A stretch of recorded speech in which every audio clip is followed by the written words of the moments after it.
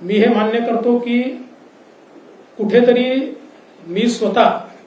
याच्यामध्ये कमी पडलेलो आहे आणि ती कमतरता भरून काढण्याचा प्रयत्न पूर्णपणे करणार आहे। त्यामुळे हा जो काही भारतीय जनता पक्षाला या ठिकाणी सेटबॅक महाराष्ट्रामध्ये सहन करावा लागला, याची सगळी जबाबदारी ही देवेंद्र फडणवीस मी या ठिकाणी स्वीकारतोय। आणि मी पक्षाला एक विनंती अजून करणार आहे, अर्थात भारतीय जनता पक्षामध्ये पक्ष सगळे निर्णय करतो की आता मला विधानसभेकरता पूर्ण वेळ त्या ठिकाणी उतरायचा आहे। त्याच्यामुळे